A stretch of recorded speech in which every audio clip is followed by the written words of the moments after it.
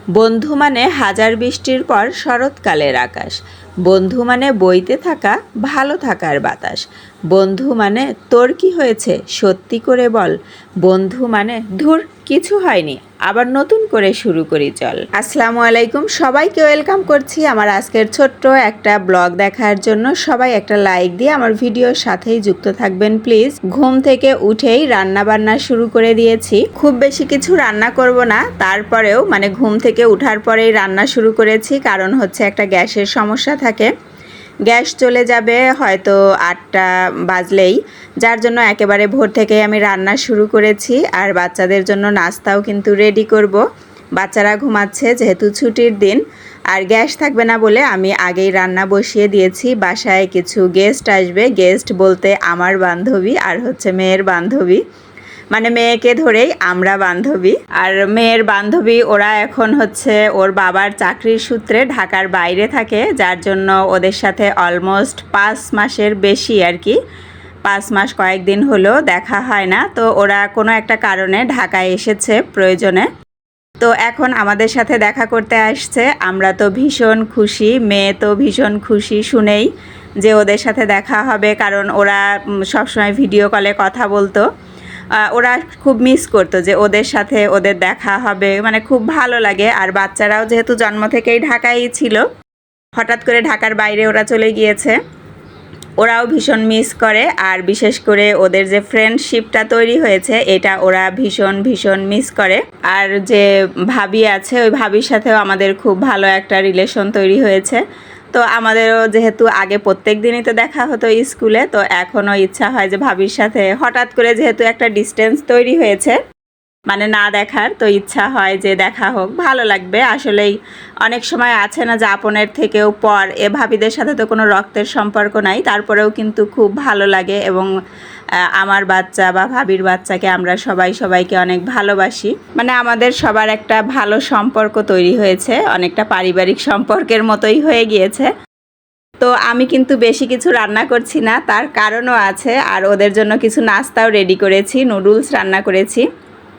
আর এইখানে আমার বাচ্চাটার জ্বর, যার জন্য একটু স্যুপ রান্না করেছি। আর রুটি তো ছেঁকে নিলাম ওদের জন্য, রুটি ডিম পোস্ট আর একটু মাংসের ঝোল আছে, মাংসের ঝোল ছাড়া ওরা খাবে না। আর যে বলছিলাম যে অল্প আইটেম কেন রান্না করেছি, কারণ এর আগেও ভাবির বাচ্চারা যখনই আমাদের বাসায় এসেছে অথবা আমরা ওদের বাসায় গিয়েছি, ওদের খাওয়া দাওয়া এত পরিমাণে কম, ওরা আমার বাসায় বিশেষ করে আসলে তো ওরা খায়ই না। দেখা যায় যে আমি নুডলস রান্না করেছিলাম, আমি যেহেতু পরে ভয়েস ওভার করছি, ওরা কিন্তু এক ফোঁটা নুডলসও খায়নি।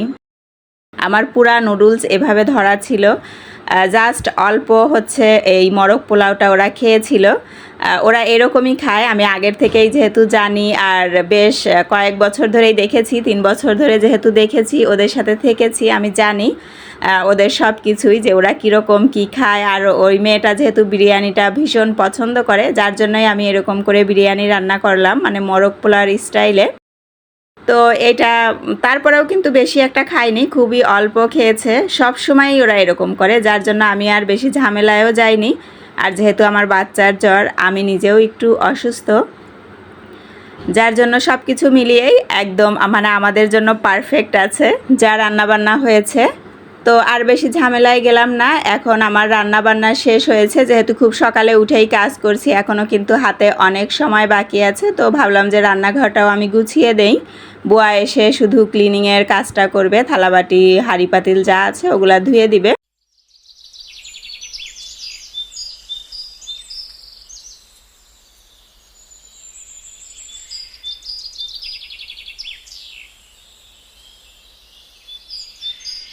ফাইনালি 2 বন্ধুর দেখা হলো। ওদের দেখা হওয়ার সাথে সাথেই দুইজনের নাম ধরে চিৎকার দিয়ে জড়িয়ে ধরেছে।